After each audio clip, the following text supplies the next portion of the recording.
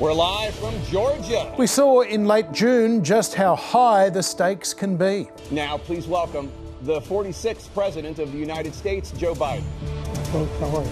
President Biden's faltering, feeble display increased voter concerns about his age. Dealing with everything we have to do with, look, if we finally beat Medicare. Within weeks, that flub had forced Biden from the campaign.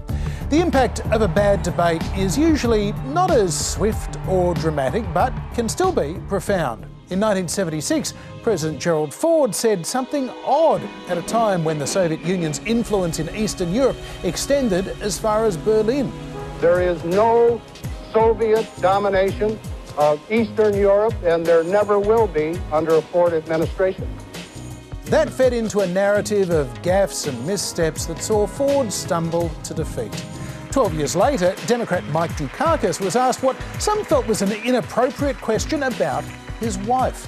If Kitty Dukakis were raped and murdered, would you favor an irrevocable death penalty for the killer? No, I don't, Bernard, and I think you know that I've opposed the death penalty during all of my life. I don't see any evidence that it's a deterrent, and I think there are better and more effective ways to deal with violent crime. To some debate watchers, Dukakis' response was calm. To more, it seemed heartless, like he didn't care if his wife was killed.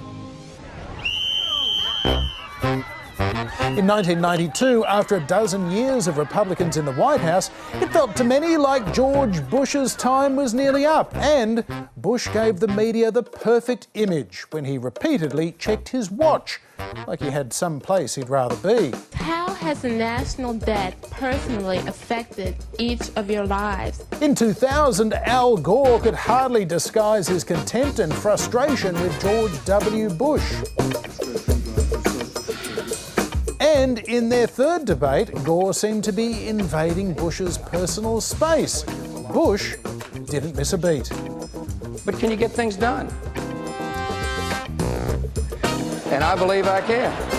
In 2012, after 4 years in office, President Barack Obama seemed annoyed to be wasting his time debating Mitt Romney instead of celebrating his wedding anniversary. I just want to wish, sweetie, you happy anniversary, and let you know that a year from now we will not be celebrating it in front of 40 million people.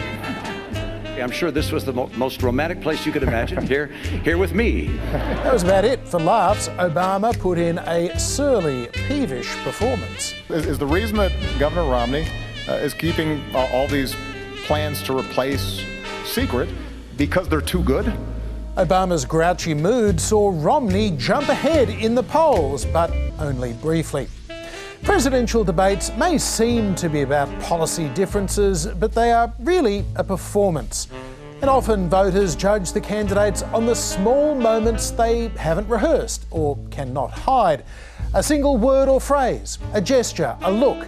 And on such small things, history can turn.